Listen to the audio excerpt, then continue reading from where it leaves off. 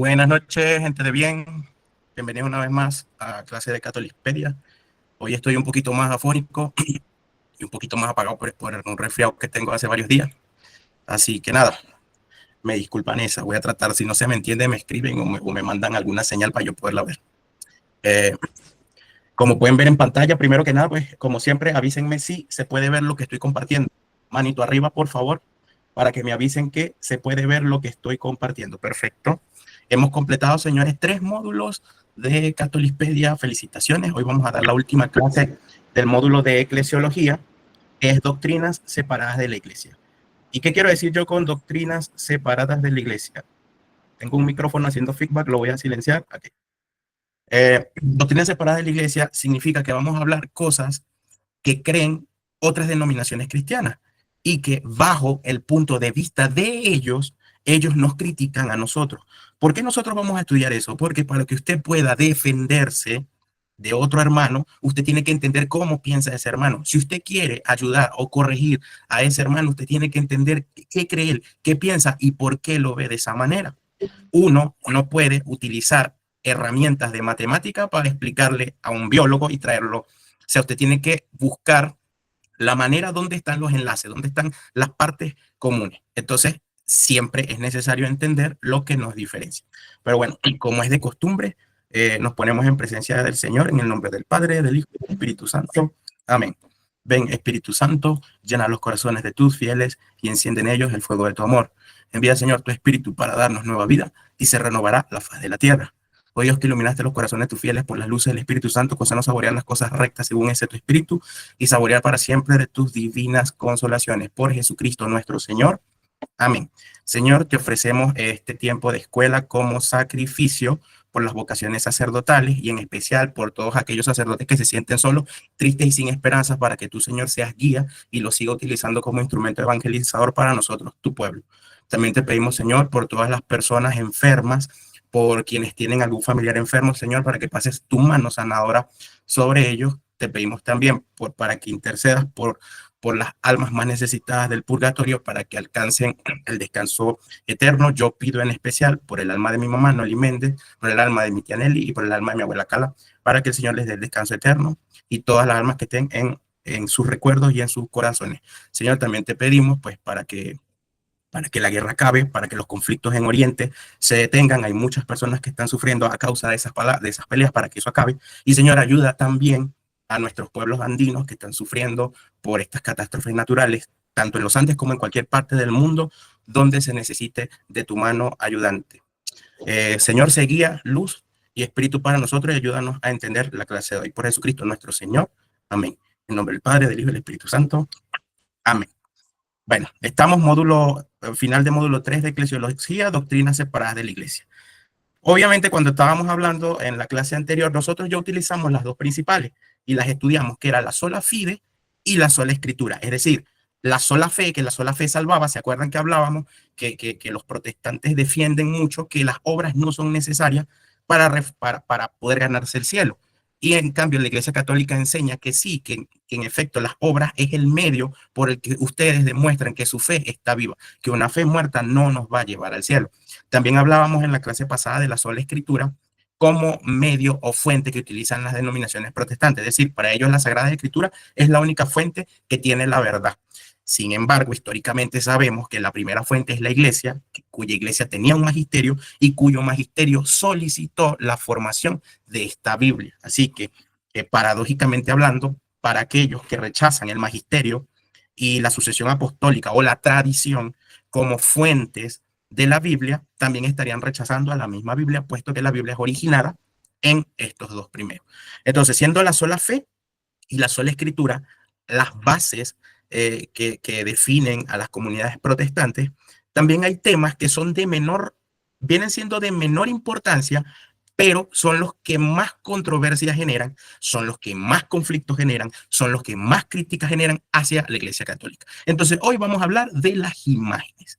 Las imágenes católicas. ¿Cuál es ese conflicto de nuestros hermanos evangélicos, testigos de Jehová, mormones, que los católicos tienen imágenes y son idólatras? Y vamos a estudiar esa palabra, idolatría, para que de una vez entendamos de qué se trata esa palabra, si está bien utilizada o no? ¿Y acaso de verdad somos los católicos unos idólatras? Para entender esto, primero tenemos que definir la palabra ídolo. Vemos que la palabra ídolo viene del vocablo griego eidolon, llegó al latín como idolum, que en nuestro idioma derivó en ídolo. ¿Qué significa? Figura o imagen, que representa a un ser sobrenatural y al que se le adora y se le rinde culto como si fuese la divinidad misma.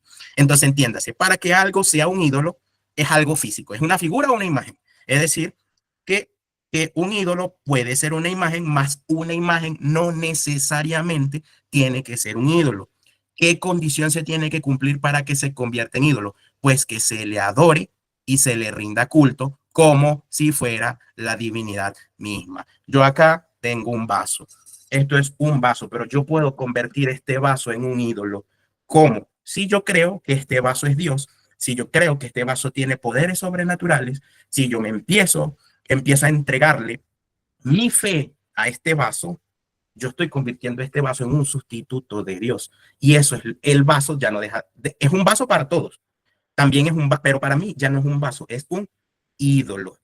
Yo puedo convertir este aparatito en ídolo. ¿Por qué? Porque si este aparatito es al que yo le dedico todo mi tiempo, si yo prefiero estar en este aparatito que ir a hablar con el Dios verdadero, si yo empiezo a sentir que yo sin este aparato no puedo vivir, yo le estoy entregando poderes divinos a este aparato, y este aparato para ustedes es un celular, pero para mí se convierte en un ídolo porque yo lo estoy viendo como si fuese una divinidad, como si fuese Dios. Entonces, la pregunta es la siguiente. ¿Acaso los católicos enseñamos o creemos que, por ejemplo, en pantalla está la imagen del dulce nombre de Jesús de Escuque? ¿Creemos nosotros que esa imagen creó el mundo? ¿Creemos nosotros que esa imagen mandó a Jesucristo a sacrificarnos por nosotros? ¿Creemos nosotros que esa imagen es, es quien creó a Adán, es el Padre Todopoderoso? No. Todos entendemos que la imagen del dulce nombre de Jesús de Escuque, y traigo esta imagen como ejemplo porque es la de mi parroquia, representa, subrayen, representa la ternura y el amor representadas como niño, porque cuando nosotros vemos un niño que nos da ternura, nos da amor, inocencia, ¿de qué? Del nombre de Dios, Jesús, el poderoso nombre de Jesús. Entonces, esta imagen tan bonita es la representación del amor, la ternura y la inocencia que tiene el nombre de Jesús, el nombre del verdadero Dios. Por ende, es un símbolo de nuestra fe. ¿Ya? Nosotros no creemos que esta imagen creó el mundo. No lo vemos así, no creemos que esta imagen nos va a hablar, no creemos eso, pero es un representante evangelizador. Así como cuando ustedes quieren enseñarle a un niño a leer y toma una cartilla y le muestra las letras, pero para que entienda la letra se la asocia con una imagen cuyo nombre es la inicial de la letra. Traigo el ejemplo del teléfono, si le está enseñando la letra T, T de teléfono, ¿verdad que sí? Entonces ven que es una manera de enseñar al niño, y las imágenes son una manera de enseñar, de evangelizar. Cuando nosotros vamos como niños a la iglesia y vemos las escenas que nos transmiten las imágenes católicas, entendemos muchos escenarios que actualmente estamos estudiando. La crucifixión de Cristo, el nacimiento de Cristo. ¿Cómo sabemos nosotros que desde pequeños que Jesús nació en un pesebre? Porque la tradición católica nos enseña a poner en Navidad las imágenes de la Virgen, San José, los pastorcitos y el niño. Y ya nosotros ese concepto, usted se lo pregunta a un niño que no sabe leer, que no lee la Biblia, que no se ha leído los evangélicos, los evangelios, para saber de dónde sale eso, ya entiende que el niño Jesús nació en un pesebre muy humilde. ¿Por qué? Porque ha sido evangelizado a través de las imágenes. Y las imágenes siempre se han utilizado. Entonces, diciendo eso, dicen que hay una prohibición en la Biblia para las imágenes. Yo creo que no. La prohibición que tiene la Biblia es para los ídolos. Y repito, la definición de ídolo es figura o imagen. Es lo que sea, no necesariamente tiene que ser una imagen, puede ser una lámpara, puede ser una guitarra, un objeto, es algo físico que usted convierte en, usted trata de darle poderes divinos. Usted, porque no es que eso se convierta en Dios porque usted lo crea, es que usted lo cree y usted hace que esa cosa se vuelva un ídolo. Entonces, adoramos nosotros imágenes. Pregunto, ¿qué será adoración? ¿Será que ustedes me pueden prender el micrófono y decirme qué es adoración, el que sea. ¿Qué es adoración? Vamos, tenemos 18 personas aquí. ¿Alguno? Un valiente. ¿Qué es adoración?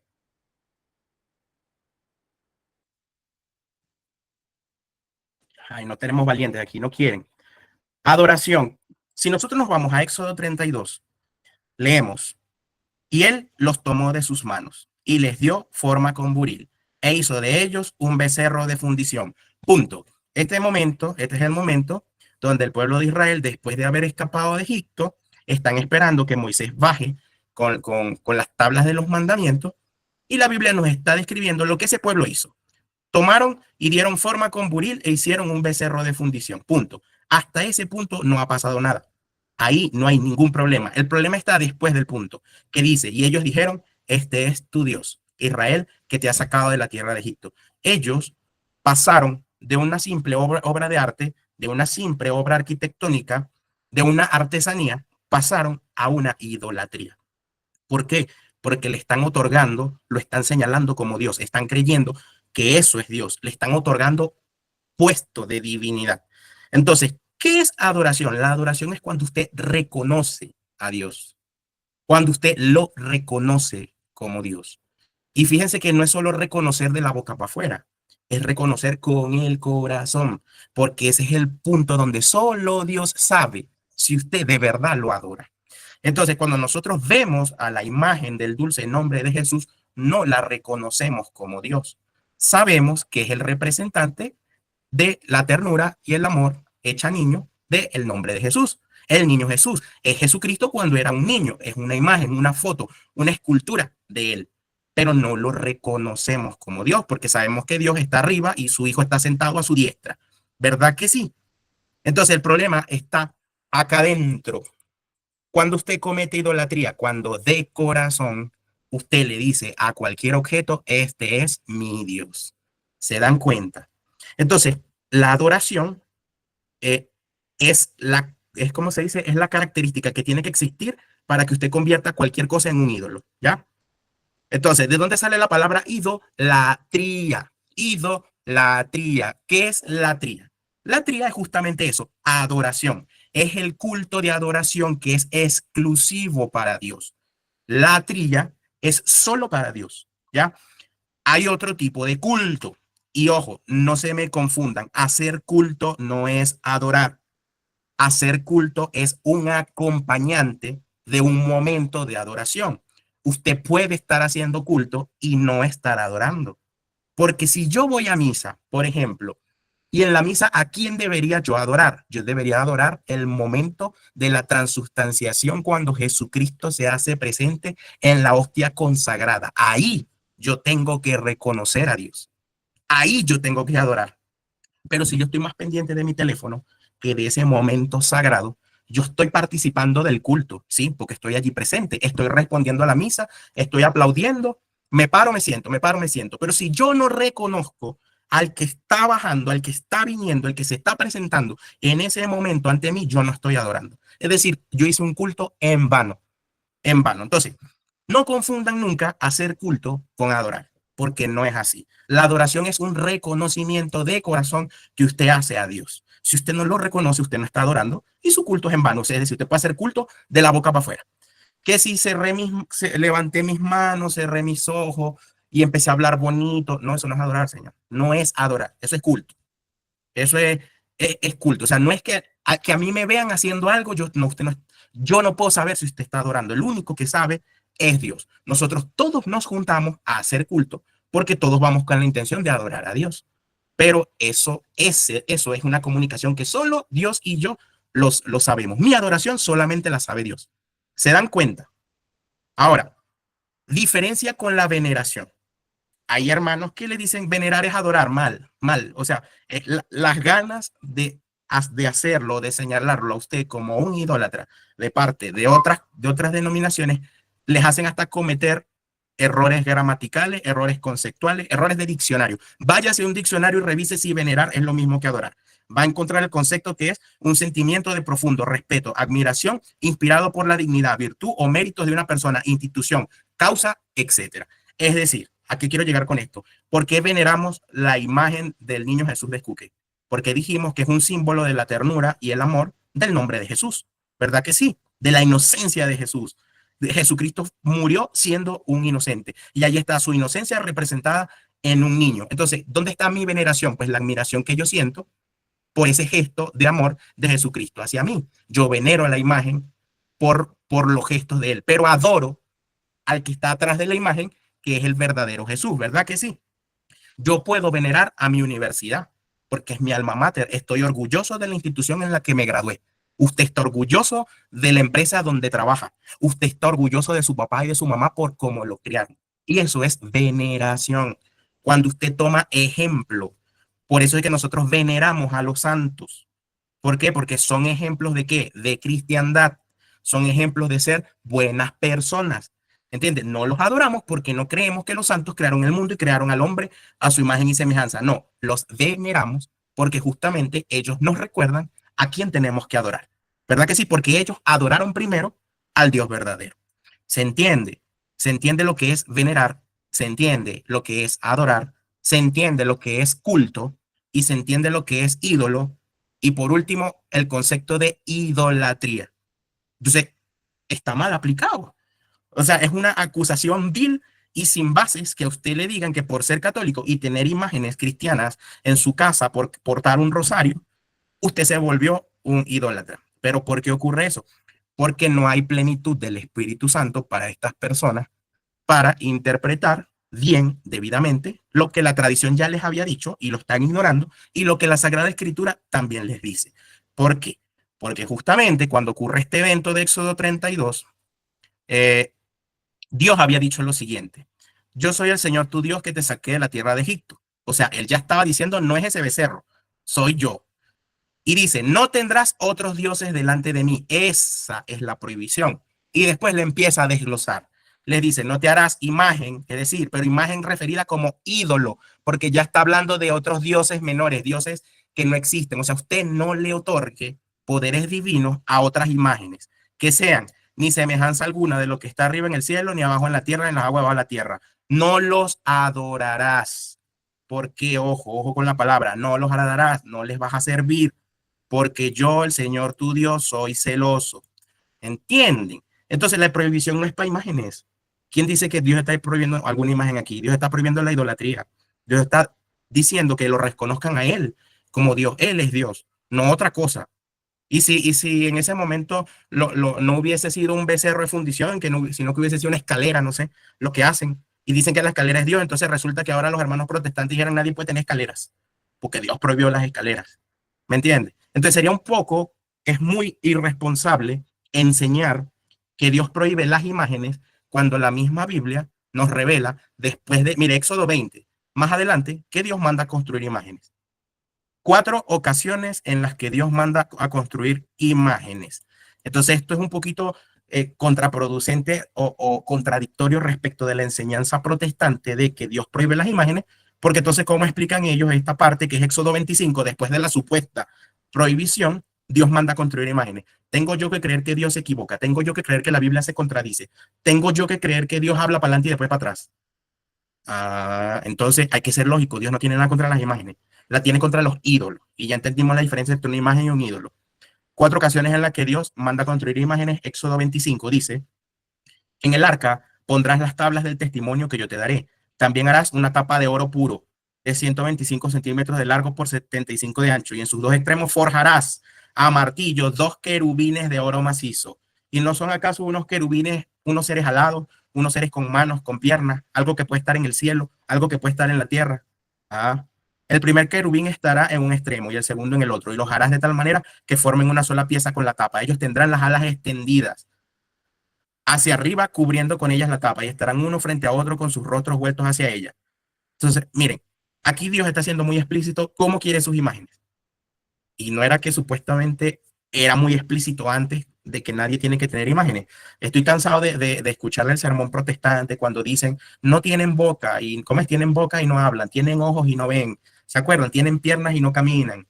Claro, porque eso eran los dioses de antes. No, no son los dioses de Egipto unos bichos cabeza de pájaro con piernas, alas y no se mueven y no hacen nada. Son ídolos.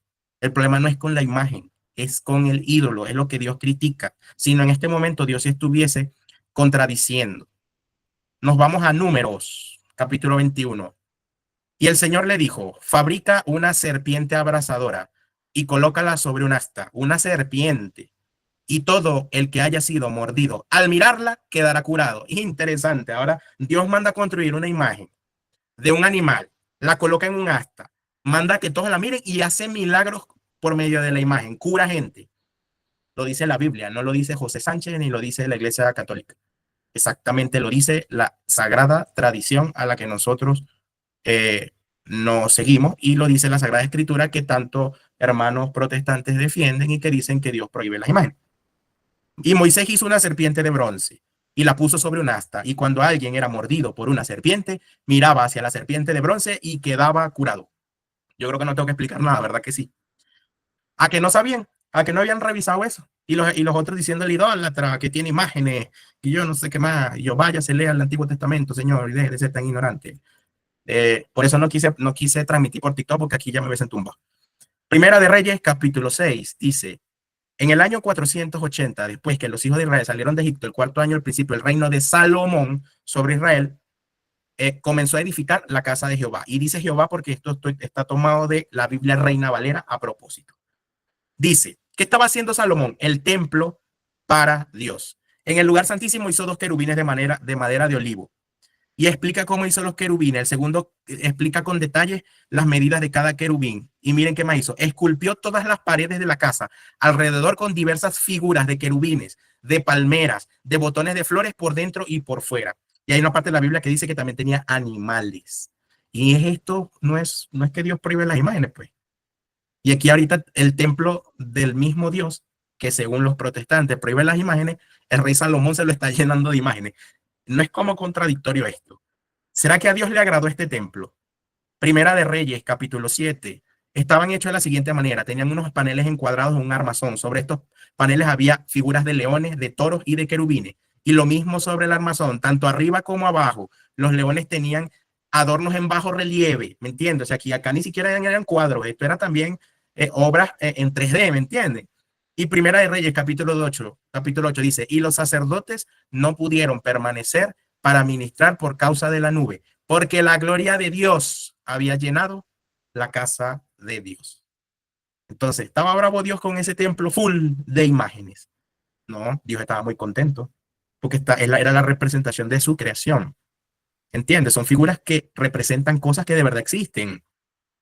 Lo que no existen son otros dioses, ¿ya? Porque tenemos un solo Dios. Lo que no existen son otros dioses. Pero las representaciones de cosas de la creación de Dios sí existen. Y eso sí es real. Y eso le gusta a Dios. Entonces, me van a decir ustedes que Jesucristo, cuando se hace presente en la Sagrada Eucaristía, no le agrada ese templo ordenadito, full de toda la historia del cristianismo, hecha arte. Porque eso es arte. Esas esculturas tan bonitas, tan delicadas, y que el fervor de todo su pueblo allí presente, evangelizándose con esas imágenes. ¿O acaso esas imágenes no le provoca a usted orar? No hace que su mirada se vaya hacia Dios, porque tienen un fin evangelizador. Entonces, el tema de las imágenes es primer tema controversial con comunidades protestantes. ¿Se entendió? Manito arriba si se entendió, y si tienen una pregunta en este momento la pueden hacer. Si les da pena hablar, pueden dejarlas por el chat. Todavía vamos a seguir, pero voy a ir por parte. Ya. Entonces, no dejen que les digan idólatras y no dejen que le falten el respeto a esas imágenes tan bonitas que adornan nuestros templos. Otro tema controversial es el diezmo o la limosna. Nosotros como católicos estamos acostumbrados a dar limosna. Siempre vemos en la misa cómo pasan la cestita, se toman, uno da lo que uno quiere, no hay un número, no hay una cantidad específica, simplemente es lo que me nazca. A veces está malo dar lo que me sobra, porque el concepto de limosna dice que es una ayuda. De hecho, sí, no, yo hoy voy a hablar solo del diezmo, porque la limosna tiene su propia clase. La limosna es muy poderosa, pero la manera de entender la limosna tiene su propia clase, y Jesucristo siempre habló de dar limosna. Jesucristo nunca mencionó el diezmo. El diezmo solo aparece en el Antiguo Testamento. Entonces, ¿por qué los protestantes utilizan eso de que uno tiene que entregarles un sobre con el 10% del sueldo de uno? ¿De dónde sale eso? ¿En qué parte de la Biblia está eso? Números capítulo 18, versículo 21 dice: a los hijos de Leví les doy como herencia todos los diezmos de Israel, a cambio del servicio que presten, es decir, del servicio de la tienda de citas. ¿Qué pasa acá? Acuérdense que Dios nombró, cuando sacó al pueblo de Israel, nombró 12 tribus, ¿verdad que sí? Y de esas 12 tribus, solo la tribu de Leví era la que iba a servir en el templo de Dios, ¿verdad?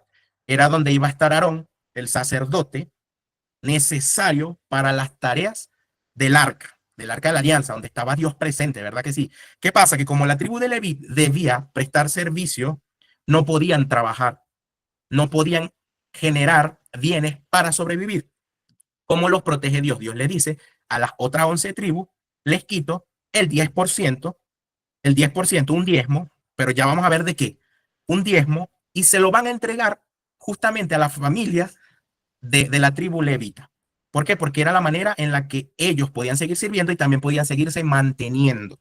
Y los demás que no prestan servicio al arca de la alianza también participaban colaborando con la familia del sacerdote, ¿verdad que sí? Con la tribu de Leví.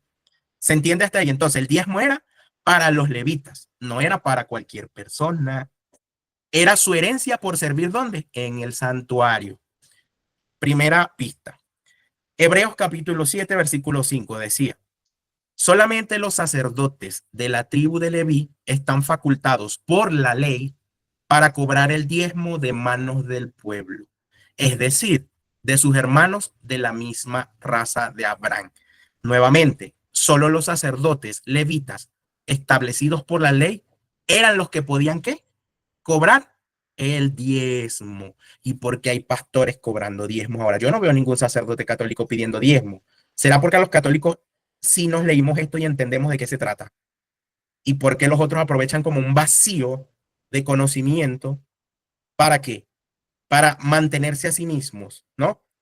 Y dice, no cualquiera podía apropiarse de él. Esto es exclusivamente ¿para quién? Para la tribu de Leví y aparte para los sacerdotes, ¿verdad?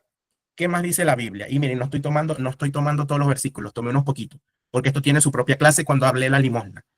En Hebreos 7:28 dice, así pues, reservarán una ofrenda para Yahvé, ofrenda de todos los diezmos que reciban de los israelitas, y entregarán esa parte aquí en al sacerdote Aarón. Es decir, el diezmo como tal, el 10% de las ofrendas de todas las tribus era para la tribu de Leví, pero el 10% del 10% era para el sacerdote Aarón. Es decir, que en total, Aarón recibía no era el 10, recibía el 1%, pero bastaba para que se mantuviera él y su familia. Y el resto de sus hermanos levitas vivían del restante que recibían de las otras tribus que no cobraban ningún diezmo, porque aquellos sí podían tener tierras, aquellos sí podían trabajar, esto eran los que Dios seleccionó. Entonces, del diezmo que recibían los levitas, daban una parte al sumo sacerdote, no al pastor. Aquí dice sacerdote, no pastor. Y dice levita, no dice pastor evangélico ni pastor pentecostal. Deuteronomio 26:12 dice, el tercer año, año del diezmo, cuando hayas acabado de separar el diezmo de todas tus cosechas. Señores, el diezmo se daba en especias. Y no me van a decir que en ese momento se daba en especias porque no había dinero, porque en esta época se imprimían monedas. Sí habían monedas. Dios dice que tenía que ser en especias, cosechas y animales. Y recuerden que tengo más versículos para reforzar eso, pero ustedes tienen la tarea de buscarlo y lo van a poder ver en la clase de limosna y diezmo. El tercer año, año del diezmo, cuando hayas acabado de separar el diezmo de todas tus cosechas y se los hayas dado al levita. ¿Y a quién más? Al forastero, a la viuda y al huérfano, para que lo coman. No es un billete para comérmelo, no. Coman, porque eran especies, para que lo coman en tu misma ciudad hasta saciarse. Es decir, que el diezmo era para los levitas porque no tenían tierra y aparte era para los desprotegidos. Es decir, podías no ser levita, pero si eras viuda, huérfano o forastero, y ojo con eso, eran protegidos por el diezmo. Entonces era la manera en la que Dios tenía de proteger a los más necesitados. Eso es el diezmo. ¿El diezmo está abolido? Sí, porque ya nosotros no contamos con las tribus, con las 12 tribus. Ya nosotros pasamos a ser cristianos. Ya existe una iglesia con que tuvo 12 apóstoles. Se dan cuenta que esto era para los judíos.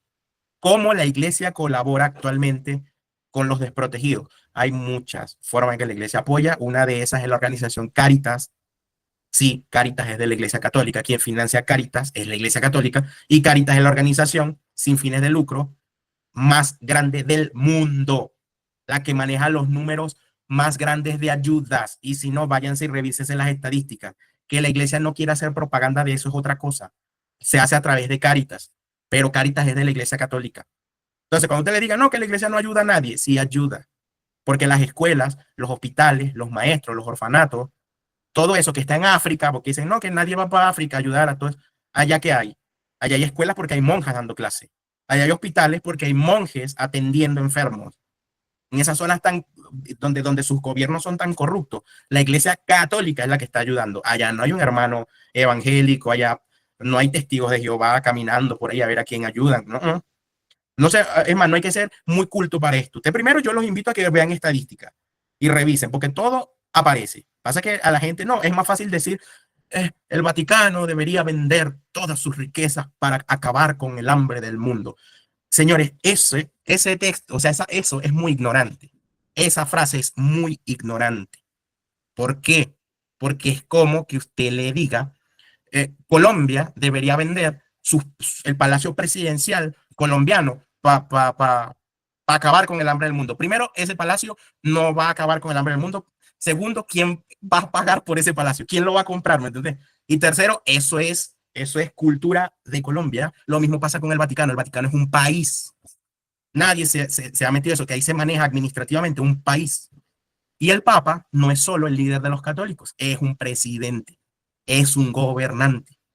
Entonces, las cosas administrativas del país, las cosas culturales del país no se pueden mezclar con la fe. Entonces, ajá, vendan la Mona Lisa, ¿por qué no la venden también? Y también acaben con el hambre del mundo. No, nadie la vende, ¿por qué? Porque es una obra de arte. No hay comprador para eso. O sea, no hay dueños para eso. Son cosas que no se pueden manejar de esa manera. Pero ¿está o no está haciendo la iglesia algo por eso? Pues el que critica es el que menos hace. Y justamente la iglesia sí ya actúa a favor de los más necesitados a través de Caritas. A veces con misiones públicas de la misma iglesia, pues donde uno se da cuenta que son misiones o movimientos de apostolado aportando. Pues cuando usted a través de Cursillo, Emaú, Joven Misión, Catecismo, los coros, están haciendo obras de caridad, están haciendo obras de misericordia, están visitando enfermos, están ayudando a fulanito, están haciendo recaudaciones por el bien están haciendo obras de caridad, pero como iglesia, y son obras públicas.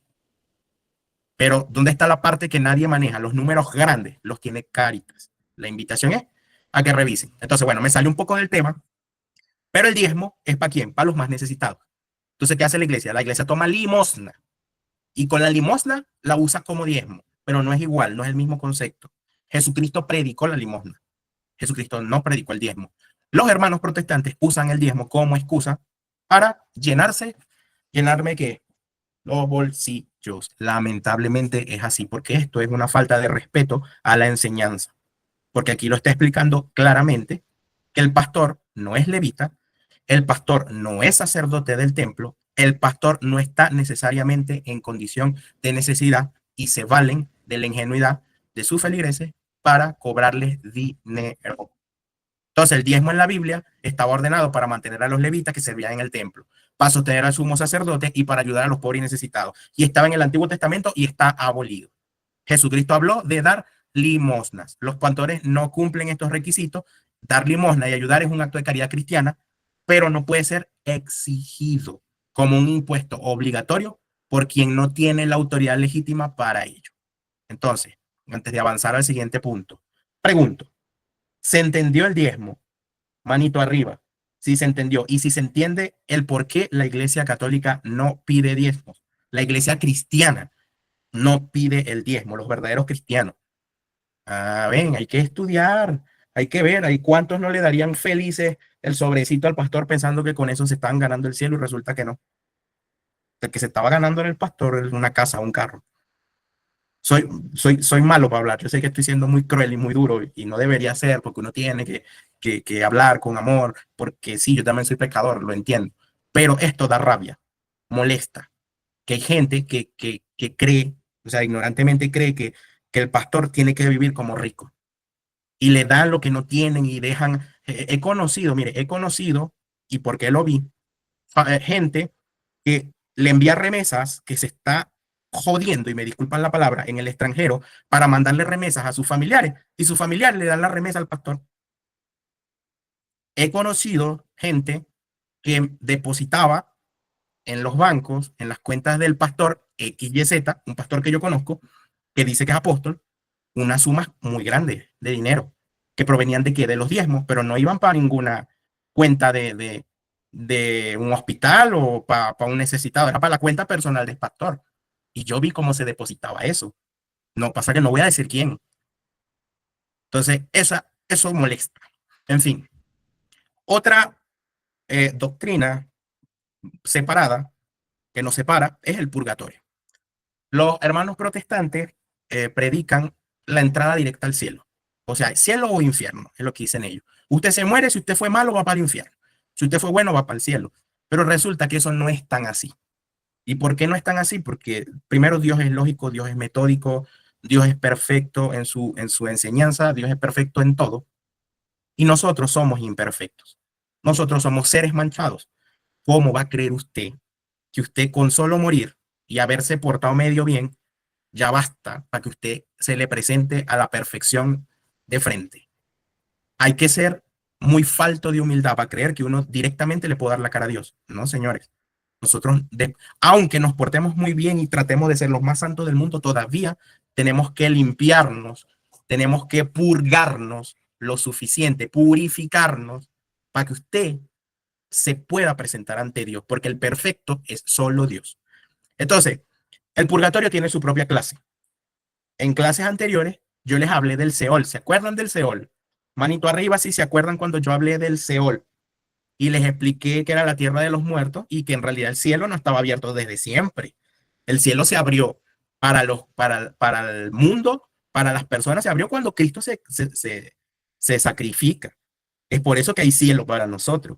Pero otra cosa que abre Jesucristo en ese momento es el purgatorio. Y el purgatorio es simplemente la sala de espera donde a usted lo purifican. ¿Por qué? Porque usted se va a presentar ante el Señor, ante el Dios verdadero, el Todopoderoso, la perfección misma. Entonces usted no se puede ir con la camisa, la primera camisa que agarró, ¿me entiende? Usted no va a presentarse ante Él con esa alma, con manchitas, con cosas, porque uno muere y uno nunca muere perfecto. Siempre hay algo. Y como Dios sabe que siempre hay algo, Dios dice, pues vamos a terminar de limpiarlo, pues. Dice Apocalipsis 21, nada manchado entrará en ella, ni los que cometen maldad y mentira, sino solamente los inscritos en el libro de la vida del Cordero. Primero que nada, usted no puede tener manchas cuando muera, manchado. O sea, manchado es algo, o sea, es algo, es lo mínimo y usted todavía no puede ingresar en ella, que se está refiriendo a la Nueva Jerusalén, al cielo. Y dice Primera de Juan capítulo 5, si alguno ve a su hermano en el pecado, un pecado que no ha traído la muerte, escúchese bien, ore por él y Dios le dará vida. Hablo de esos pecados, hablo de esos pecadores cuyo pecado no es para la muerte. Extraño, ¿no? Me está hablando de un pecado, pero es un pecado que no necesariamente te trae la muerte. Y te está diciendo ore por él, que Dios lo va a ayudar. Solo ore. O sea, no le está diciendo confiese, se haga esto. No, aquí me está hablando de esa mancha que no trae muerte. ¿Por qué no trae muerte? Porque no te condena. No es un pecado mortal. Y ustedes han escuchado ese concepto, pecados veniales y pecados mortales. Los pecados mortales son aquellos que usted tiene que confesarlos. Usted tiene que pagar la penitencia en vida para que usted sea perdonado. Pero los pecados veniales son aquellos que a lo mejor usted no los confesó, están ahí una mentirita blanca, entre comillas, que dicen las mentiritas blancas o cosas así. Mentir es mentir, punto y fin. Pero hay cosas pequeñas, un momento de orgullo, de exceso de orgullo, o un momento de maltrato, un momento así como que perdí los cabales y caí en ese pecadillo, pero no estoy condenado porque eso no se resume en mi vida, ¿me entiendes? Mis obras todavía representan una fe mayor que esas meteritas de pata que tuve, ¿ya? Entonces dice, si alguno ve a su hermano en el pecado, un pecado que no ha traído la muerte, ore por él y Dios le da la vida. Porque también hoy hay un pecado que lleva a la muerte. Y no pido oraciones en este caso. ¿Por qué? Porque no basta la pura oración. Toda maldad es pecado, pero no es necesariamente pecado que lleva a la muerte. Entonces aquí Juan ya nos está dando, nos está insinuando como que no necesariamente todos los pecados te van a llevar al infierno. Te dice como que hay unos pecadillos por ahí que no, eso no es suficiente para condenarte, sin embargo siguen siendo pecados. De que se convierten esos pecados en la mancha. Su alma tiene unas manchas y eso también hay que limpiarlo. Y si usted no lo limpió en la muerte, Dios le atiene el purgatorio para limpiarlo. Y miren, yo no tengo muchos versículos para hablar del purgatorio, pero no lo quiero hacer porque me estaría adelantando a una clase que tenemos que se llama el Seol, el cielo, el infierno y el purgatorio, donde hablo de las cuatro dimensiones de las que la Biblia menciona y cada una tiene sus características y se pueden detallar, ustedes se pueden dar cuenta. A veces nos confundimos. ¿Qué pasa con los hermanos separados? Ellos dicen que cuando leen el purgatorio, en realidad están leyendo el infierno y está mal, porque el concepto de infierno es que usted de ahí no sale. En cambio, hay una parte donde parece infierno porque se habla de fuego, pero no es un fuego castigador, es un fuego purificador y lo dice la Biblia, y yo los invito a que ustedes se mantengan en la escuela para que puedan ver esa clase. Yo no voy a hacer ese spoiler hoy. Y habla de una zona donde usted puede salir después de pagar lo que debía. ¿Y de qué otra zona puede usted salir y que esté pagando usted algo? Obviamente eso no es concepto de infierno. Lo que nos infiere es que hay una zona previa a qué? Al cielo. Una sala de espera donde usted se termina de limpiar y puede presentarse ante Dios. Y eso es el purgatorio. Le pusimos nombre para no tener que estar diciendo lo que habla en la zona esa que habla en el versículo tal, la zona esa de la página tal de la Biblia. No, le pusimos un nombre solamente para entender que existe un lugar que la Biblia describe. Así como le pusimos nombre a la Santísima Trinidad para no estar diciendo todo el tiempo el único Dios de tres personas diferentes, Padre, Hijo y Espíritu Santo. No, resumimos todo en Santísima Trinidad. Ya, por eso hay un concepto, lo estudiamos y sabemos qué es la Santísima Trinidad. Cuando digo el purgatorio, ya sabemos que es ese lugar donde usted limpia manchas, donde usted paga pecados, pero sale de ahí. Y el único sitio donde usted no sale es el infierno. Y si está pagando un pecado, en realidad no está pagando, está recibiendo el castigo porque ya no tiene cómo pagar. Si usted puede pagar por algo, significa que se puede saldar una deuda, ¿verdad que sí? Sin embargo, si la deuda es impagable, usted no la puede pagar. Entonces nunca sale de la cárcel, ¿verdad? Entonces ahí están las diferencias. El purgatorio es el sitio donde usted paga por los pecados que no son mortales. Y así usted no los tenga, usted tiene que limpiarse esa alma porque usted se va a presentar ante el más perfecto de todos, el Dios verdadero. Entonces hay que ser muy falto de humildad para decir yo me muero y voy directo al cielo. No, señor. Así no. Hay que ser humildes y entender, no somos santos. Estamos llamados a la santidad y hacemos todo lo posible para ser santos, pero no somos perfectos. El único perfecto fue Jesucristo. ¿Ven? Entonces, por eso existe el purgatorio. Jesucristo es tan sabio que nos entregó tantos sacramentos porque sabe que vamos a cagarla tantas veces. Y me disculpan la palabra porque como seres humanos somos tremendos cagones y Dios sabe, no, es que esto la van a cagar aquí, la van a cagar, pero yo los ayudo. ¿Cómo los ayudo? La confesión, la Sagrada Eucaristía, la confirmación, el bautismo, y de paso todavía para que la misericordia de Dios no se hace, ¿cómo es? No se hace pequeña, sino que es inmensa, nos deja el purgatorio. O sea, todavía te doy chance, después que te muráis, te ayudo a que usted todavía llegue a donde yo quiero que llegue, dice Dios, ¿a dónde? Al cielo, porque Dios no quiere que la gente se condene. Entonces, ¿qué es el infierno? El infierno es la ausencia de Dios. Pero de eso vamos a hablar en una clase mucho más adelante que se llama el cielo, el purgatorio y el infierno. Y lo vamos a entender, pero bello. Se van a dar cuenta que la Biblia sí lo dice. Se entiende ahora esta parte, esta doctrina separada. Hemos hablado de las imágenes. Nos critican las imágenes. Hemos hablado del purgatorio. Nos dice el purgatorio no existe. ¿Y cuál fue el anterior? Y el anterior fue el diezmo, esa cobradera de plata.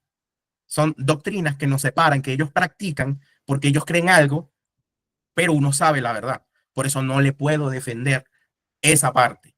¿Cuál le aplaudo? Yo le aplaudo que sea cristiano, le aplaudo que crea en Jesucristo. Hay mucha gente, hermano protestante, que de verdad lo hacen de fe, que están haciendo las cosas porque de verdad quieren, que aman al prójimo, que no andan con una criticadera, simplemente guardan silencio porque ellos creen algo, pero no hay nadie que les explique con mayor detalle la fe católica, que es una fe completa. es una fe plena. O sea, usted para ser católico no es fácil. Hay que saber mucho. Los católicos tradicionales, y benditos sean, porque Dios dice, que dice Dios, bendito que el que cree sin necesidad de ver, ¿verdad que sí? Pero tampoco Dios le pone una pistola al que, bueno, si usted quiere ver, pues esfuércese por ver, porque Dios mandó a Jesucristo para que el mundo vea, porque somos imperfectos, tenemos que ver, tenemos que ser testigos. Entonces, por eso estamos estudiando, para ser testigos de que estas cosas sí existen. Esto no lo predica la iglesia por puro invento. Esto tiene base. Y miren, nada más les puse dos, porque yo no les quise hablar del purgatorio. No quiero traerme ese spoiler de clase. Esa clase es muy buena. Seguimos. El tetragramatón. Y esto tiene su clase también, pero tengo que mencionarla hoy porque es una doctrina separada. Nosotros decimos Yahvé, nosotros no decimos Jehová. Yo a propósito, a ver, aquí me está escribiendo en el chat, vamos a leer el chat un momentito. Me dice Faber, saludos, dice, descu que tenemos al padre Joan, quien a través de los salesianos está evangelizando en las comunidades indígenas de nuestro país. Qué tremendo ejemplo. Mi tío Jaimico.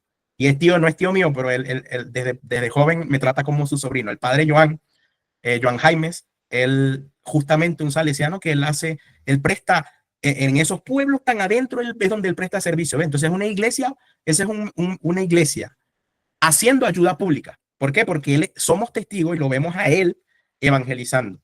Pero no es lo único que la iglesia hace. Por eso que yo hablaba de que la parte financiera, donde hablan de dinero, donde se habla de dólares, de verdad, soltarle presupuesto de los bancos de la iglesia a obras de caridad, la tiene Caritas.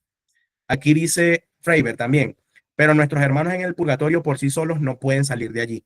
Somos los hermanos de la iglesia orante con nuestras oraciones quienes podemos liberarlos del purgatorio. Y por eso justamente siempre cuando comenzamos la clase ofrecemos este tiempo de escuela como sacrificio para las almas más necesitadas del purgatorio. Que repito, el único camino que tienen esas almas es el cielo. Ellos no van para atrás, van para el cielo. Pero, ¿qué pasa? Que en el purgatorio usted va con obras. Nosotros hablamos en la clase pasada de las obras y la fe, ¿verdad que sí? Decíamos que la fe viva se demuestra con obras. Cuando hablemos del purgatorio, ustedes van a ver cómo Dios toma sus obras y las somete a fuego. ¿Entiende? Las va a someter a fuego. Si sus obras son lo suficientemente grandes, sus obras en vida, son obras tan fuertes que resisten el fuego no te va a tocar. Y usted con esas obras pagó lo que tenía que pagar, salió de ahí y se va a dar la cara a Dios. Ahora, si sus obras fueron término medio, las obras se van a quemar, van a aguantar, pero parte del fuego te va a tocar a ti. ¿Por qué? Porque ahora, como ya usted se le acabaron las obras, ¿qué pone usted? Su alma en el fuego para que siga purificando lo que debe y después le va a dar la cara a Dios. Así funciona. Así que, hermanos, preocupémonos mucho por hablar poquito y hacer más. A ver, sigo leyendo. Ok, no hay más chat por aquí. Gracias, Freiber, por la intervención. Muy buena. Siempre recordemos a nuestros hermanos difuntos. El tetragramatón. ¿Qué es el tetragramatón? Nosotros no decimos, no usamos el nombre de Dios como Jehová. De hecho, ustedes revisan las Biblias católicas, ya ve, en algún momento, en una clase pasada, nosotros hablamos de que Yahvé significa yo soy. Él es el que ha sido, el que siempre será. A mí me gusta mucho ese nombre. O sea, ¿cómo te llamas tú? Yo soy. Él es el eterno, ¿verdad que sí? O sea, pareciera que con solo esa frase él te está diciendo soy el alfa y el omega, yo soy. Y ya. Y ese yo soy, cuando, cuando se pronuncia, porque es que no es que Dios te lo escribió, Dios no le dijo a Moisés, mire, me lo escribe así, no, se lo pronunció. Y más o menos, yo no soy experto en hebreo ni en nada de esto, pero lo que se entiende es como una inhalación y una exhalación. Es como la vida misma. ¿Por qué nosotros vivimos? Porque respiramos. Porque Dios dijo que nos dio aliento de vida. Y decir llave en realidad es como decir, ¿entienden? O sea, una inhalación y una exhalación. Eso es lo que se entiende. O sea, el mismo yo soy, el significado de yo soy ya es como que de paso te lo pronuncio con aliento de vida, o sea, como con una respiración. Es algo así. Entonces, lo más cercano que fonéticamente se encontró fue la Y, la H, la W y la H. Porque era la pronunciación de ese sonido, de esas consonantes, era lo que más se parecía al nombre de Dios, ¿ya? ¿Qué pasa? Que en hebreo no se lee, no se lee como en el latín, de izquierda a derecha, se lee de derecha a izquierda. Por eso lo que están viendo está escrito como HWHY, pero se lee para nosotros de adelante para atrás. ¿Qué pasa? En aquellos tiempos la vocal I era equivalente a la y la B, la V pequeña, tenía el sonido de la W. Entonces, en algunos momentos se llegó a sustituir la Y por la I, porque fonéticamente la confundían, suena igual. Y lo mismo pasaba con la B y la W. Entonces, fíjense, aunque estoy respetando la fonética porque nadie me puso una regla, porque Dios no lo escribió, Dios lo pronunció, que es lo importante de esto, se empezó a escribir al latinizar el tetragramatón, que es el nombre de Dios, se empezó a escribir como YHWH, ¿ya? Y claro, a diferencia del hebreo, nosotros necesitamos vocales para dar pronunciación, para dar entonación, ¿verdad que sí? Y para que esa entonación sea la misma que suena como la respiración del ya ve, ven, necesito de las vocales. ¿Y cuáles vocales tuvimos que incluir? La A y la E. ¿Por qué se incluyen? Para respetar qué? La fonética de cómo es el nombre de Dios. Entonces, llegamos a un problema. ¿Dónde está el problema? A la I mayúscula pronto se le añadió una colita. Era una modificación popularizada por los impresores holandeses, o sea, era como un adornito que le ponían a la I que se veía cuchi. Pero la gente empezó a confundir la I por una J, por esa colita. Entonces empezó a aparecer el tetragramatón como JHBH y resulta que la J fonéticamente no es igual a la I.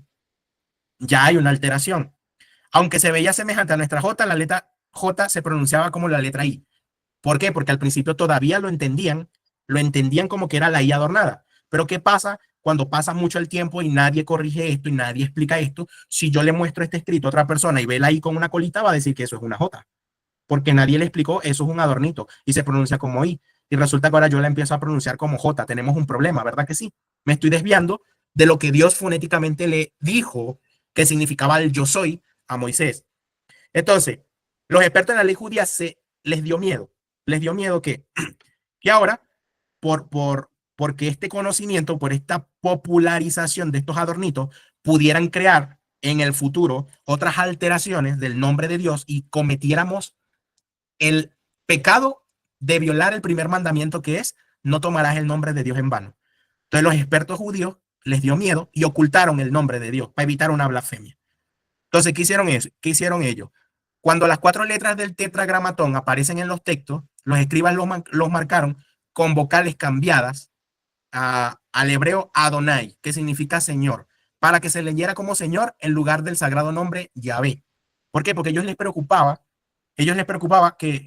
o sea, no lo van a decir bien. Ellos decían, aquí está escrito el nombre de Dios y no lo van a pronunciar bien. Prefiero alterarlo para que diga Señor y por lo menos estén refiriéndose a Dios como el Señor y no estén usando su nombre en vano. Y es allí donde aparece la inclusión de la vocal A, O, A. Y ahora suena ya no es sino ya, Yaoba, Yaoba. Y si lo latinizamos, nos vamos a un Jaoba. Y no sé por qué alguien vino y le mete la E. ¿Por qué le meten la E? Más adelante, otra alteración. Porque resulta que ya estaban diciendo ya, Yaoba, ya. Pero esa partecita, el ya, sí corresponde fonéticamente al nombre de Dios. Cuando nosotros decimos aleluya. ¿Por qué decimos aleluya? ¿Que viva quién? Aleluya, que viva Dios, el yo soy, el nombre de Dios. Y como esa palabra aleluya se usaba mucho, les dio miedo que ahora dijeran aleluya, oba, ¿entienden? Entonces vino alguien y dijeron, no, hay que meterle una E, para que ellos no confundan, no sigan, no descubran que aquí está escondido el nombre de Dios, porque no querían que se mal utilizara, y más bien terminó popularizando un nombre que muchos hermanos utilizan, imprimen, y otros hasta lo tienen como nombre de su culto, de su religión, al nombre equivocado, al nombre mal escrito, al que suena mal. ¿Ven por qué no decimos Jehová? Y ven por qué Yahvé es lo que más cercano para el respeto de Dios se debe utilizar. Yo sé que no soy el mejor lingüista ni el mejor experto para explicar estas cosas, pero se entiende. Pregunto, ¿se entiende por qué Jehová está mal? Que no es un capricho de la iglesia se la voy a aplicar al protestante, así como ellos se la aplican a mí, yo también se la voy a aplicar y le voy a decir, no me gusta el Jehová. Y a veces vemos en misa que lo nombran, dicen Jehová, y eso está mal. Eso está mal. Y me disculparán si algún sacerdote no sé, eso está mal. Aquí yo no enseño liturgia. Yo no enseño espiritualidad. Yo aquí enseño lo que otros ya enseñaron, que es historia, que es geografía, que es ciencia, pero todo relacionado a defender la fe católica. Entonces hay bases, hay cosas por las que la iglesia actúa. Por eso que la iglesia, todas las Biblias católicas dicen Yahvé, porque es lo que fonéticamente, que es lo que queremos respetar. Fonéticamente, correcto, se parece al nombre de Dios. Entonces, de Yahvé a Jehová, ¿cuál se parece más a una respiración? Por eso les hacía el ejemplo de, ¿entienden? Por eso les hago siempre ese ejemplo, porque así ustedes se van a acordar, es cierto. De ahí a Jehová está como que muy cambiado. Si usted se llama Carlos y después yo le digo, desde Carlos le digo Carlario, no es igual. Que yo sepa, Angélica y Angelina no es igual, no son los mismos nombres. María y Mariana no son los mismos nombres. José y Josefo no son el mismo nombre. Hay una alteración. ¿Verdad que sí? ¿Se entiende? Podemos avanzar. ¿Alguna pregunta hasta el momento? Ellos se van a imprimir Jehová, pero es que recuerden que los protestantes tienen una norma como que no me puedo parecer al católico. Y lo que sea que nos diferencie, ellos lo van a usar. Lamentablemente aquí está mal utilizado. De hecho, por ahí hay unas cosas que relacionan este nombre con cosas un poquito más allá, pero eso yo todavía no lo tengo ni confirmado ni lo he estudiado. Si alguien sabe de eso, nos puede compartir, pero de verdad no, tampoco busco satanizar esto, ¿no?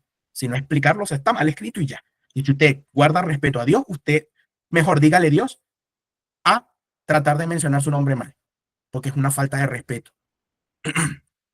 Por último, para finalizar la clase, y justamente este es el tema de entrada para el siguiente módulo, que es sacramentos. El sacramento por excelencia que nos une y al mismo tiempo lamentablemente también nos separa de muchos hermanos protestantes es el bautismo. ¿Por qué el bautismo? Porque es el único sacramento que todos usan, que podemos decir todas las comunidades cristianas o que dicen ser cristianas tienen el bautismo dentro de su lista, pero cada uno con un significado propio. El bautismo tiene muchas bondades y en algún momento yo sé que yo se las mencioné, que el bautismo no solo perdona el pecado original, sino que el bautismo te abre las puertas del cielo, el bautismo te salva, el bautismo te hace que te llegue el Espíritu Santo. O sea, el bautismo tiene muchas cualidades, pero los hermanos protestantes lo utilizan como la confirmación para nosotros, porque ellos dicen que el bautismo es el reconocimiento de Dios. O sea, es el momento donde usted acepta a Dios y nosotros aceptamos a Dios en la confirmación, confirmamos nuestra fe, pero ellos lo llaman en el bautizo y está mal.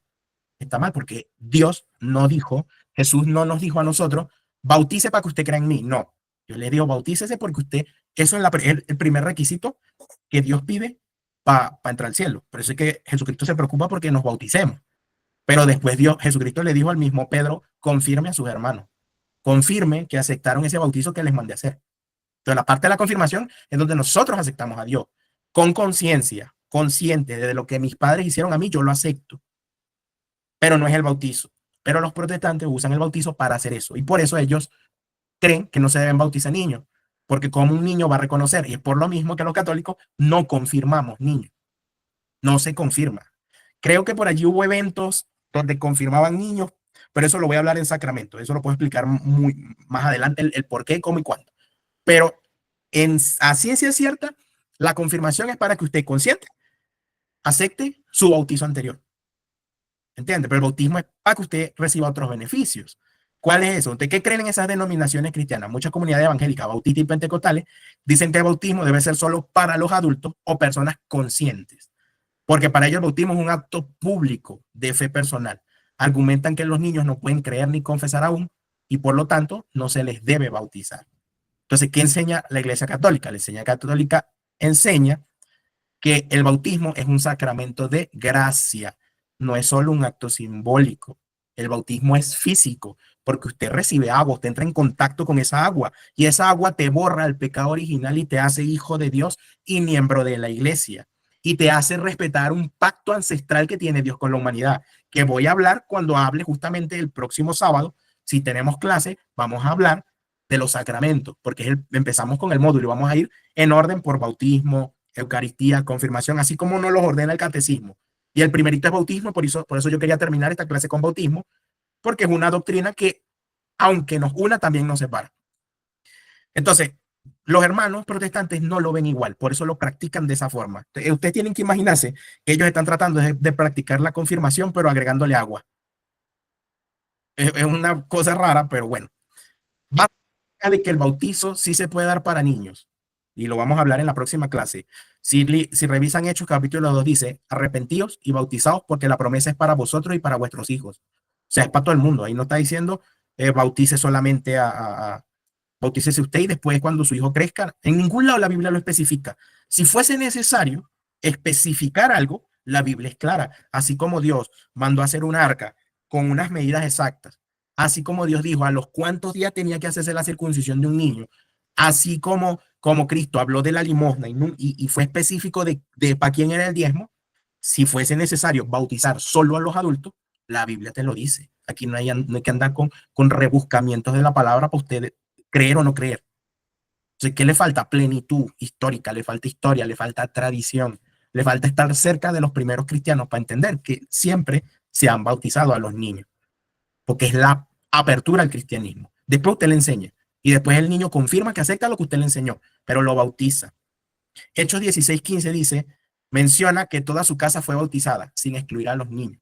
Si yo le digo, se bautizaron todas sus casas, yo no estoy diciendo, los estoy englobando a todos, a toda la familia. Estoy seguro que en esa familia habían niños. Jesús dice, dejad que los niños vengan a mí, en Mateo capítulo 19. Y el bautizo, justamente, ¿para qué usted bautiza a un niño? No es justamente para acercarlo a Cristo. No es el medio por el que Cristo decía, venga, síganme y bautícense. Entonces usted le va a negar eso a un niño, acercarlo a Cristo cuando el mismo Cristo le está diciendo, dejen que los niños vengan. Entonces, es cómo lo ven ellos y es cómo verdaderamente se tiene que enseñar. Este es el último tema, pero tengo algo más que mostrarles para terminar la clase, solo que no es una diapositiva. Yo les dije que les iba a mostrar un milagro eucarístico que no está registrado como milagro, pero lo quiero presentar porque dentro de los sacramentos también se maneja la Santa Cena. O sea, de hecho, los hermanos protestantes practican no sé, algunos dicen que cada último de mes, otros una vez al año. Ellos practican la última cena o la Santa Cena o la conmemoración, como dicen los testigos de Jehová. O sea, sí practican la parte del pan y el vino. Algunos, algunos hacen tales aberraciones que ni siquiera pan y vino, sino galletita de oro con café. Entonces, bueno, a ese nivel puede llegar la ignorancia, ¿no? Pero, ¿a qué quiero llegar con esto? Que de alguna manera está presente, pero para nosotros, para los católicos, es el sacramento número uno. Es la base de nuestra fe. Porque nosotros vamos a misa todos los domingos. Nosotros vamos a misa porque se va a hacer presente el verdadero Dios, al que de verdad adoramos, que es la hostia consagrada.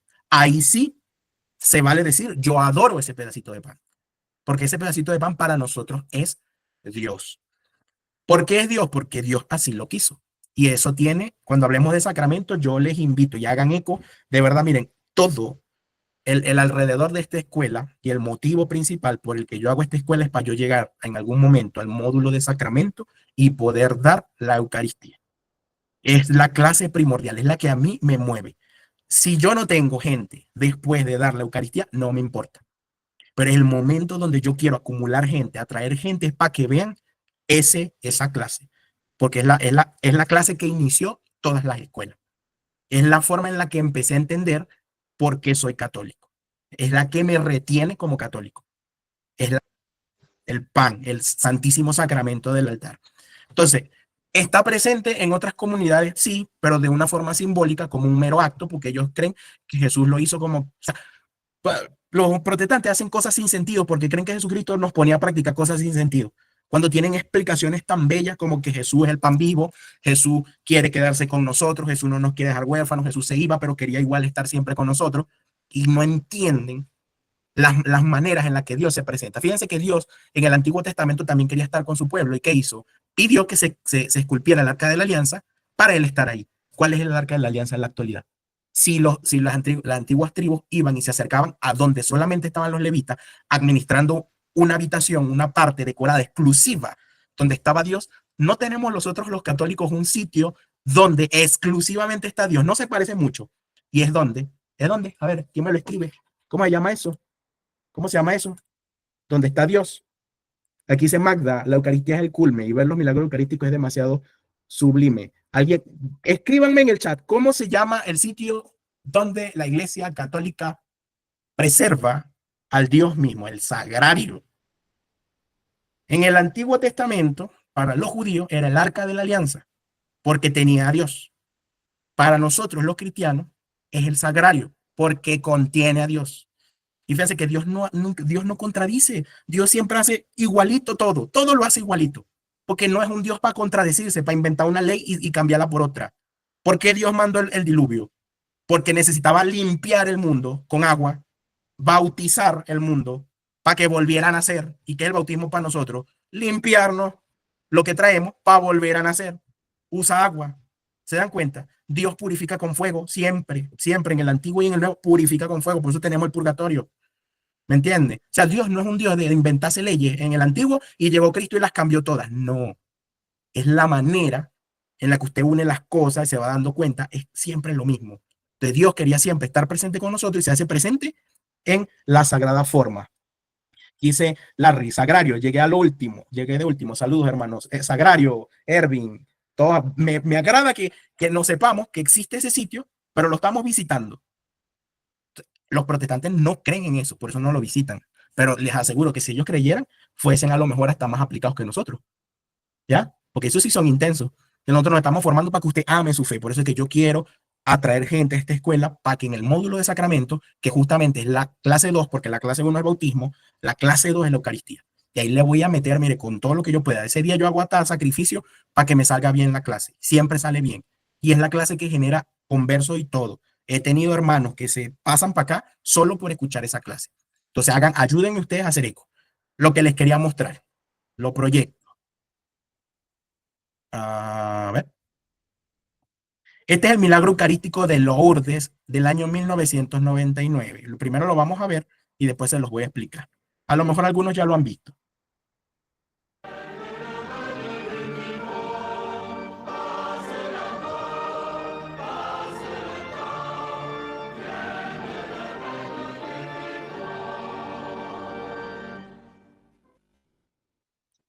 Toi qui es vraiment saint, toi qui es la source de toute sainteté, nous voici rassemblés devant toi et dans la communion de toute l'Église, en ce premier jour de la semaine, nous célébrons le jour où le Christ est ressuscité d'entre les morts.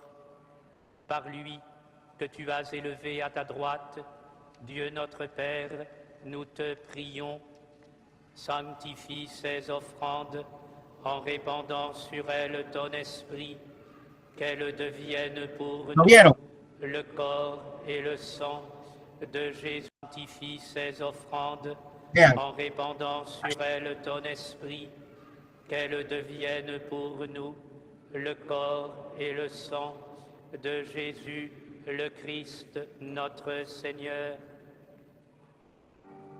Au moment d'être livré. ¿Lo vieron? ¿Qué ocurrió acá? En el momento de la epíclesis, cuando se invoca al Espíritu Santo para empezar la consagración,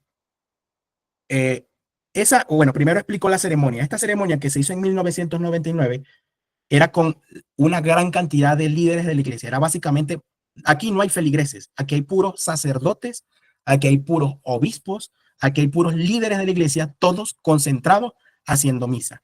¿Qué pasa? Que es normal que cuando llegamos al momento de la consagración, ustedes se han fijado cuando hay muchos sacerdotes invitados y está el padre celebrante, en el momento de la consagración todos intervienen, todos ponen la mano, hacen la imposición de mano para intervenir en la consagración. Y recordemos que nosotros entendemos que el sacerdote es el que tiene la capacidad de hacer presente a Jesucristo en la Sagrada Hostia, ¿verdad que sí? Ahora imagínense el nivel, el poder espiritual que se manejaba en este sitio, que está full y lo pueden ver, y todos van a participar de la consagración. Il prit le pain, il rendit grâce, il le rompit et le donna à ses disciples en disant: Prenez. Algo que llamó la atención es que ellos están presenciando esto, ¿verdad? Esta hostia levita. Nadie se está escandalizando. Ahí usted no ve sacerdotes como que echándose para atrás, ¿me entiende? O que de repente se corte el momento de la consagración porque acaban de ver un evento sobrenatural. Ahí usted no ve gente que vi algo, fui testigo de algo. No, la misa continúa, la consagración continúa. Et mangez-en tous et pour vous.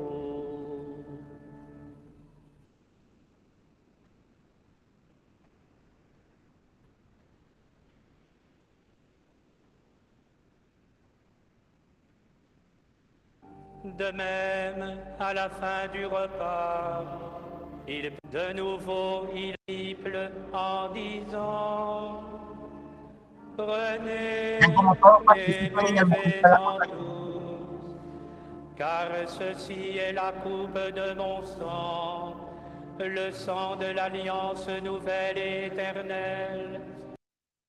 ¿Por qué yo les quise mostrar esto? Primero que nada, ustedes tienen que saber que ese milagro ya ocurre siempre, todos los domingos, cuando ustedes en cualquier misa, cuando en cualquier lugar, en todos los sitios, cuando un sacerdote está consagrando el cuerpo de Cristo, ese milagro existe. Lo que pasa es que hay momentos, la iglesia explica, hay momentos donde el poder espiritual es tan grande que se puede manifestar este tipo de situaciones físicas. Pero esto ni siquiera fue publicado, a esto no se le hizo eco, no, la iglesia no lo utilizó como propaganda para decir, mire, crean en nosotros, nosotros hacemos levitar hostias. No, para nada, esto no está publicado como un milagro, esto simplemente nada pasó. Hubo un italiano que se llama Tony Asante, que era el encargado de hacer las ediciones de esta celebración, porque esto fue en Francia, fue el que se da cuenta de esto. Y él hace todos los zoom necesarios y revisaron la cinta para ver si esto tenía una alteración. Y no, aquí no hay nada. Lo que ustedes vieron ocurrió realmente y no hay absolutamente ningún estudio en contra que diga que esto fue falso, que diga, y yo me encargué, yo acá no les traigo, ¿cómo se llama? Cosas que yo no haya verificado y confirmado bien. Entonces, primero, número uno, importante, la iglesia no lo utilizó para vanagloriarse a sí misma, sino que entiende que estos eventos pueden ocurrir por el alto poder espiritual que se está manejando en el momento. Segundo, la iglesia sabe que ese milagro, aunque no lo veamos, ocurre siempre. Y es más bien cuando no creemos, es que se hace visible de una manera más drástica, que es cuando las hostias sangran. Y yo voy a hablar de eso cuando hable de sacramentos, cuando hable de la Eucaristía. De hecho, la Eucaristía yo no la doy en un solo sábado, lo doy como entre sábados. Solo Eucaristía, donde aparecen los milagros eucarísticos, donde la hostia sangra. ¿Por qué? Porque se ve ofendida. Es la ofensa que nosotros, al no creer en la promesa del mismo Dios que nos dijo, yo soy el pan vivo que va a bajar y se va a quedar con ustedes, nosotros no creer en eso, entonces Dios no, nos da una bofetada, ¿me entiendes? Tienes que ver para que el mundo vea, ¿me entiendes? Sigue siendo mundano, te hago ver que de verdad estoy aquí, sangra. Pero esta no se considera milagro eucarístico porque esta es una manifestación física del poder espiritual que hay en ese momento. ¿Se entiende? ¿Se entiende? Entonces, ven la magnitud de la iglesia que tenemos. Ven lo grande que es la iglesia. Entonces, los invito a que se investiguen ese milagro. Se llama el milagro eucarístico de Lourdes. Yo lo busqué en un video, pero yo lo tengo descargado y todo. Pero lo pueden buscar acá. O les voy a pasar el link, Milagro Eucarístico de Lourdes de 1999. Y ustedes se googlean para que investiguen. Hay varios folletitos y cosas de lo que ocurrió en ese evento. ¿Cómo será que este obispo, el celebrante, él ya murió y él nunca salió entrevistado, que lo entrevistaran y le preguntaran, oye, es cierto que tú estuviste en una, ¿cómo se llama? Es cierto que estuviste en un milagro, que tú hiciste levitar, o no, nada de eso no existe. Nadie se preocupó porque no, porque ellos saben, ya creen que todos los domingos hacen un milagro, que el Dios hace un milagro a través de ellos, no que ellos lo hacen. Que sea necesario, porque Dios así lo pidió, es otra cosa. Entonces yo lo traigo acá porque es la bondad más grande que nosotros tenemos y lamentablemente nos separa de otras comunidades cristianas porque ellos no creen en la presencia real de Jesucristo en la Eucaristía. Y nosotros tenemos historia para hablar de eso, muchísimo, muchos eventos, y muchos científicos atrás revisando esas hostias, a ver si aquí hubo alguna falsificación, y la iglesia se toma esto con total seriedad. La iglesia no hace, empieza de una, no, no, eso lo toman ¿cómo es?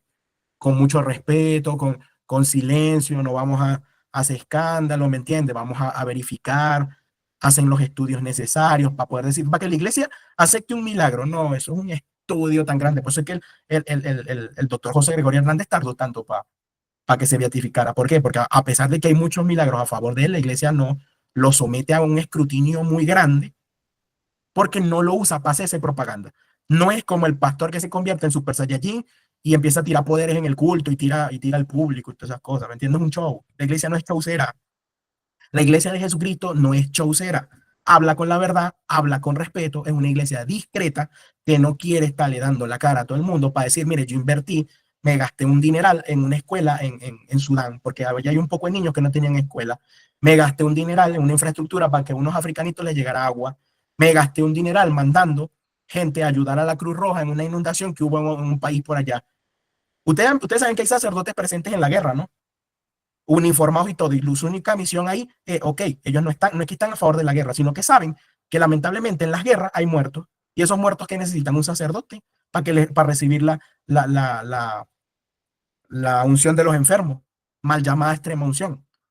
Y voy a hablar de eso cuando hable de sacramento. Y hay sacerdotes en la guerra, soldados, o sea, con su uniforme y todo, que no están disparando ni nada, ellos nada más están ahí presentes para apoyar espiritualmente tanto al bando que representan como al otro bando. Porque si ellos ven que hay alguien ¿cómo es? Que murió a manos del otro, este va y le hace la unción de los enfermos, le da como que bendecir su muerte, ¿me entiendes?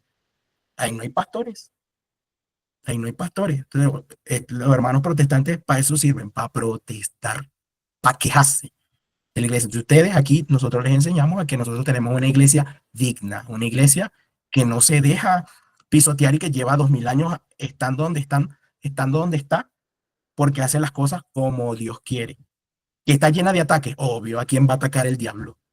¿A quién va a atacar el diablo? Va a atacar, obvio, a la que tiene más razón. ¿Cuál es la iglesia más atacada del mundo? La católica. Con eso terminamos la clase de hoy.